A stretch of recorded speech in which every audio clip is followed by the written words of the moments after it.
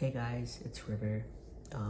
If this is, I'm gonna introduce the channel real quick. So this channel is dedicated to the early stages of figuring out if you have dissociative identity disorder or OSDD 1B or 1A, whatever. Basically, if you're just multiple, it's documenting. It's not supposed to be educational in any sense, but it's just supposed to document the early stages, like I said, because we found a lot of channels or TikToks never really showcase this side of things.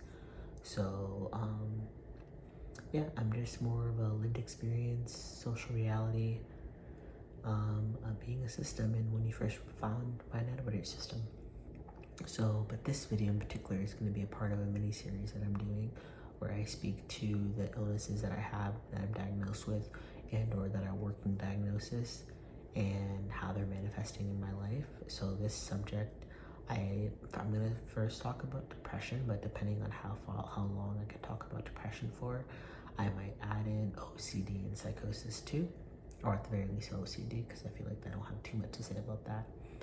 But so going on with depression, the way it manifests in my life is, the typical stuff. I have a hard time with daily hygiene, with like keeping my room clean, motivation, doing my assignments, getting up out of bed in the morning. So I'm gonna go into more detail about those things. So like with hygiene, I never for the most part, I don't ever smell bad. I don't ever look dirty. Sometimes my teeth look dirty, but I never you would never tell because I'm so high functioning and I present so well. But sometimes I'll go maybe I'll brush my teeth twice a week or something when things get really bad. Or I won't shower. Sometimes the only thing that will make me shower is because I have a receding hairline. So it's if my hair grows too long, at that point I'm I don't care how depressed I am, I'm shaving my head and getting in the shower.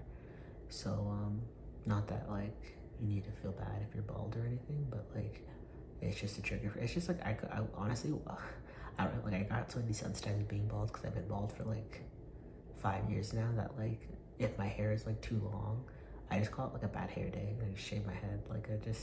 I realize I'm everyone has bad hair days. What's so different about me having a receding hairline? It's still a bad hair day. It's not how I want my hair to look. So anyways, that's a little sidetrack thing there.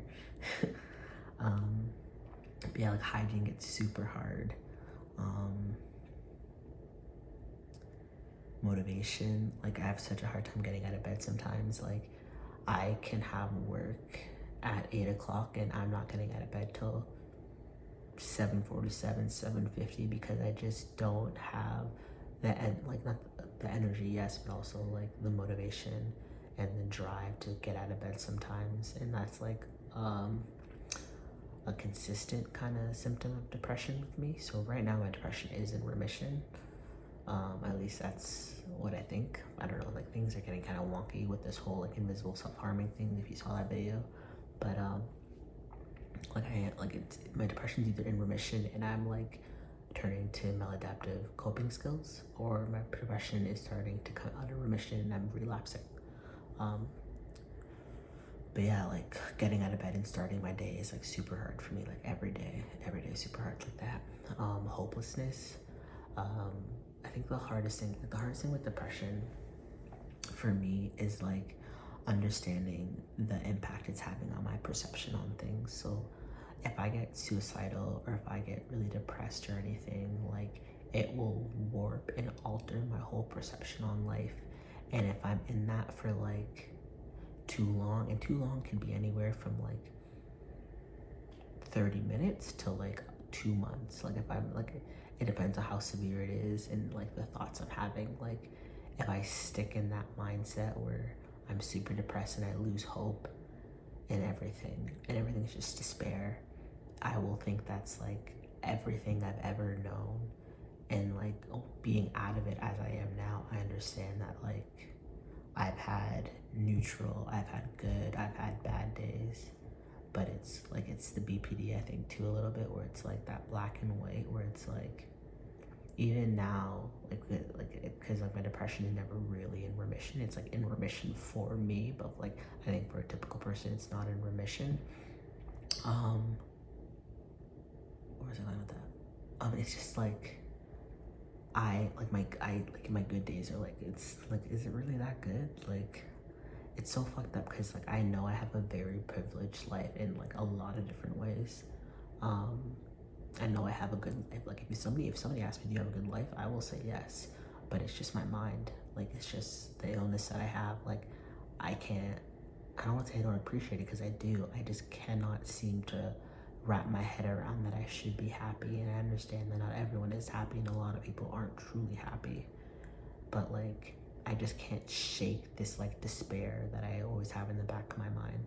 So yeah, it's like I have this like, and then with the BPD, the black and white thinking makes it even worse, because then it's like if I'm in depression, then it's just like, that's no, life is just bad, there's nothing good about life, blah blah blah. So it's like that's one of the more like consistent things that really, sorry, I'm cracking my knuckles. That's one of the more consistent things that like really I struggle with. So if I get an episode, like I said, for too long, or the severity is too intense, it could like lead to me making some really stupid decisions. Another really bad symptom of depression for me is,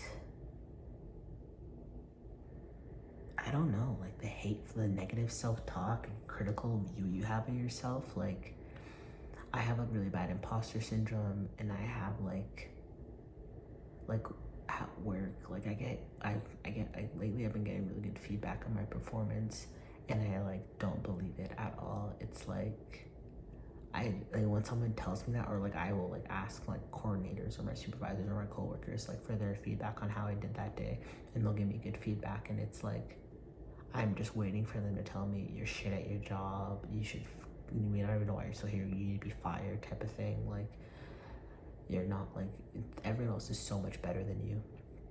Like I really struggle with like that view of myself, so it's hard for me to like see the good in me and the good in life, because I have this like, it's almost like I'm wearing like really dark sunglasses, right? It's like everything is just tinted by this depression. I think so. Depression is like, I think it's like something that looking back, I think I've always had. Like I know children, when they're depressed, sometimes it manifests in anger, and I was a pretty angry kid. And then in my teen years is when like the more like stereotypical presentation of depression started to emerge. And then in my 20s, like it turned into like high functioning, but more dangerous, because I would act on it, whereas before I would just lie in bed and not do anything and not want to see friends or anything. So like I've seen like depression alter in different ways as I've grown up, but it's never really left me, I don't think. So yeah, this video is 8 minutes. It's more of a short video because like, I don't know, like depression is like, it's so hard for me to like say what it is for me, because it's what I've always known.